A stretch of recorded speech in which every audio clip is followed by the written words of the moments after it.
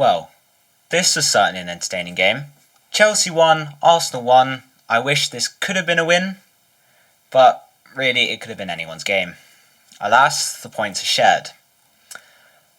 Honestly, I am very impressed with how Chelsea went toe-to-toe with Arsenal and did come out with a point.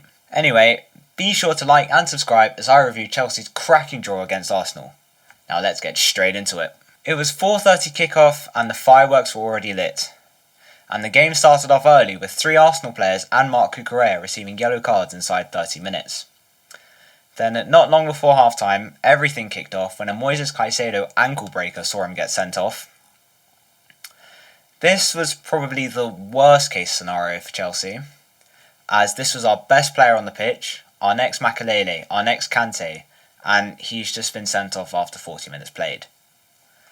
Now, Chelsea have to defend against the team who are heavy favourites to win the Premier League. Anyway, it was St Andrew's Day yesterday, but it was Anthony who was calling all the shots. Hey, it looks like Arsenal have a 12th man on the field. And this was made abundantly clear when Caicedo was sent off. And then even more so when Hincapié and Chalobah come together contesting for the ball and Chalobah stays down for a good 5 or 6 minutes. I thought Hincapié had nutted him, but it turns out it was an elbow. Then when he gets up, Chalobah points to Anthony Taylor about the new lump underneath his eye. Not that Anthony Taylor cared, and players waved on, with Hincapié only receiving a yellow card. I am actually starting to get sick of the blatant bias from these referees. This is clear with Michael Oliver, who's biased for Manchester City, and for Anthony Taylor, who is very clearly biased against Chelsea. There are quite literally YouTube compilations of Anthony Taylor decisions that have not gone Chelsea's way, that clearly should have. So I have no idea how he and Michael Oliver are still in a job, and I think the PGMOL need to take a long hard look at themselves and realise that something needs to be changed so then the league can get fair refereeing. And if you disagree with my argument, let me know in the comments down below. I will argue with you. So anyway, it goes to half time and it's 0-0. So I decided to go off for a shower. Then when I got back, somehow it was 1-0 Chelsea. It turns out while I was off in the shower, a lovely corner from Reece James found Trevoh Chalobah who headed it home. Arsenal conceding to a corner. Well, that's ironic. But Arsenal still proved they were the masters at set pieces as a Bukayo Saka cross finds Mikel Merino who headed it home. And after that, I was convinced we could take the game to Arsenal and actually have a chance of winning. The only way I felt that would happen is if Enzo Maresca was to bring on Cole Palmer. Which he didn't in the end. Which was something I thought quite strange and very disappointing. Like, who remembers the Brentford game when Palmer came on after an injury and scored after only being on the pitch for 5 minutes? I was hoping he would do something like that, but Maresca never brought Palmer on, which I thought was a bit strange. Plus, I thought we definitely had a better chance of winning because Arteta brought Madueke and Gyökeres on, and let's be real, they weren't going to do anything. So, in the end, the game would end 1-1 with the points shared. So now we move on to my talking points. To start, I really liked how Chelsea kept on going after Caicedo got sent off. Like, if anyone remembers the United game, the team basically collapsed after Sánchez got sent off. But this time they didn't. They kept their heads up, and quite literally too in the sense of Trevoh Chalobah. They kept going, and they even took the lead. So this goes to show how the United game was a learning experience for Chelsea, and they were able to grow from that and could use the lesson from that game to keep going here. Now, I mentioned Robert Sánchez before, and I have to go back to him now. He was sensational tonight. I mean, he has been since he got sent off.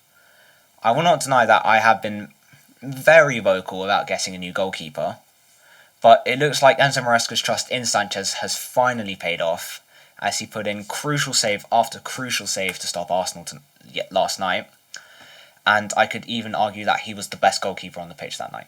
He was amazing.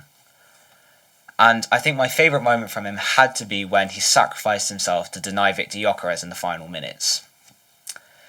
I really do feel that Sánchez of last season, or even the season before, would have just left it, so it really goes to show how far he's come.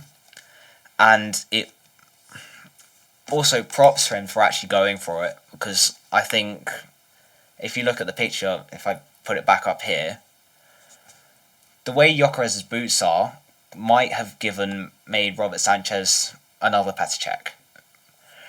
But anyway, I think I would put Robert Sánchez up as my man of the match, but it's tricky because Reece James was also amazing out there. He was a true leader on the field tonight, and I think we probably would have lost without him. And this is also why I really do feel he is miles better than Jurrien Timber, and I have no idea why these two are compared. Granted, Timber has been good this season, but Reece James just clears him. He's more of an all-round right back and defender than Timber, because James is strong on the ball and he can defend well, unlike Jude's boyfriend.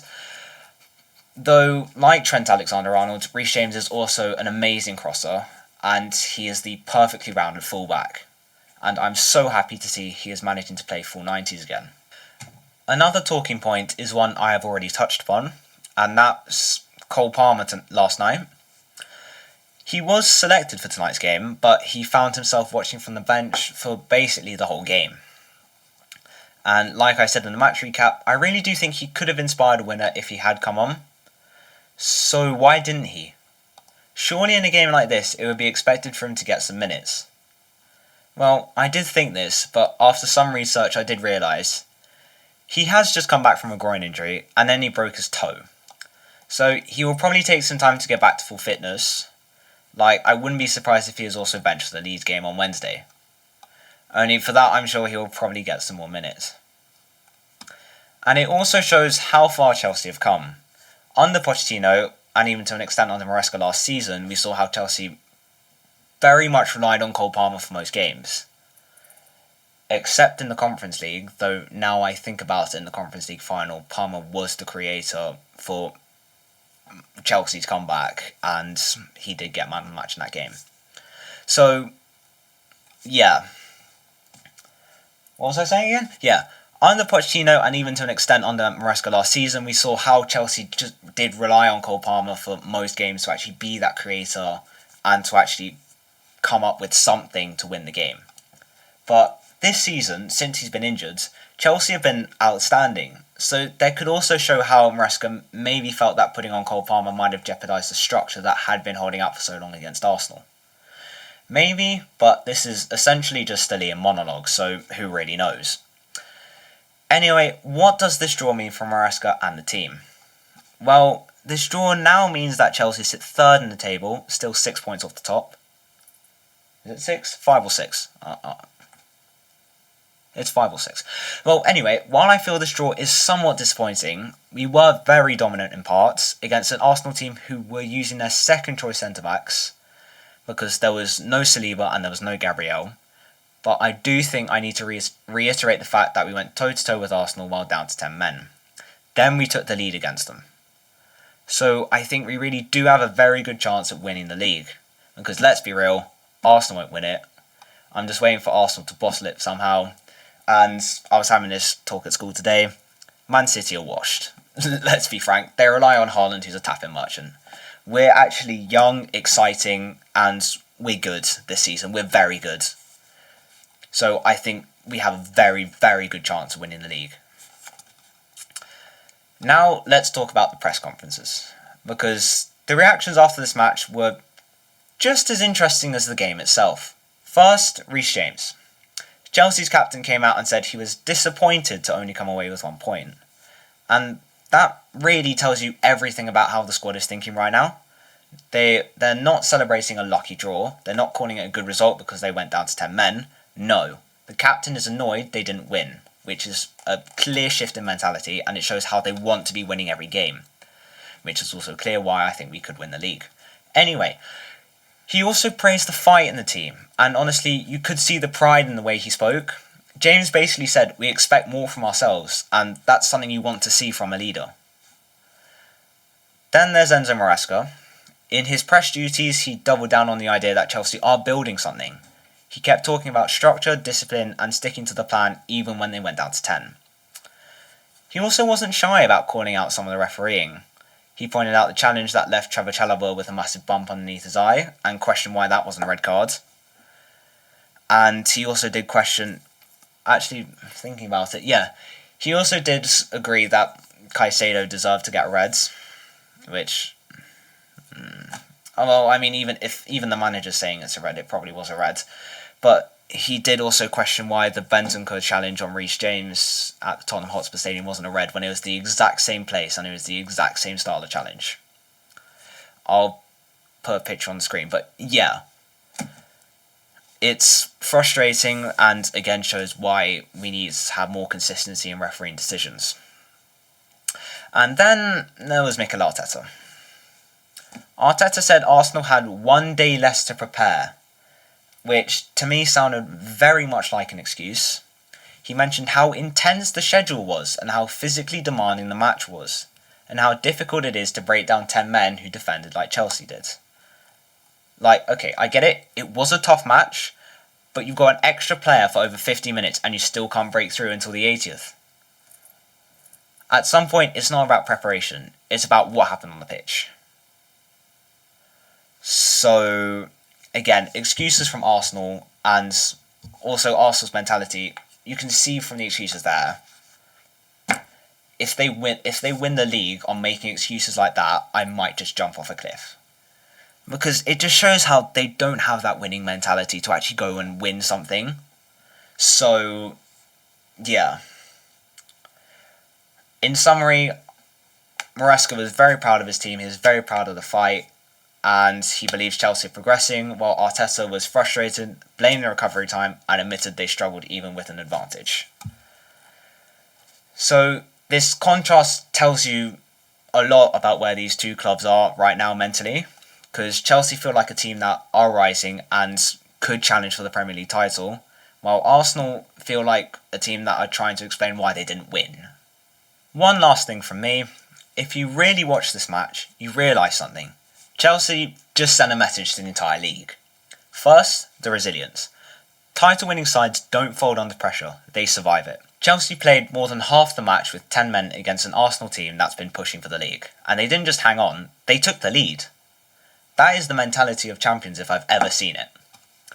Then there's the defensive structure. For the first time in years, Chelsea look organised, disciplined and hard to break down. You don't win Premier Leagues by scoring 4 every week. You win by conceding fewer. Which is the only reason Arsenal are top of the table right now, because they've conceded 7 goals. And now let's talk depth. There was no Cole Palmer, there was no Caicedo, but the team still competed with Arsenal.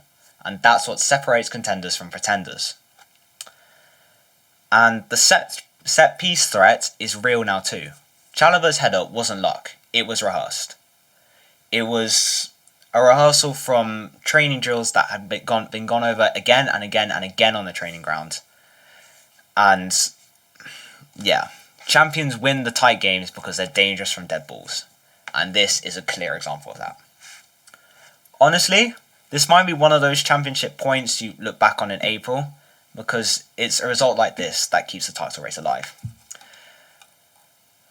Granted, the red card may come back to haunt Chelsea. I mean, Caicedo's out for 3 games now, which, unless Andre Santos steps up, we're basically fucked. But make no mistake, if Chelsea keep this mentality, keep this structure, and add Palmer back into the attack, this team is absolutely in the Premier League conversation. And I've said it before, and I'll say it again. If you disagree, let me know in the comments, I will argue with you. So, in the end, Chelsea walk away from a London derby with a point, but more importantly, with proof that this team has grown. The mentality is stronger, the structure is clearer, and the squad looks deeper than it has in years. If Maresca can add Cole Palmer's creativity back into this hard-working, defensively disciplined side, Chelsea's ceiling this season might get a whole lot higher. Maybe higher than people want to admit. This wasn't just a draw, this was a statement of resilience. And if Chelsea keeps showing this kind of character in big moments, do not be surprised if they're still in the Premier League conversation when we hit the business end of the season. And with the rant over, thank you so very much for watching. If you enjoyed this breakdown, please help the channel grow, drop a like, hit subscribe, and let me know your thoughts. Did this feel like a step forward for Chelsea, or are you still not convinced? I'll catch you in the next one. Thank you, and goodbye.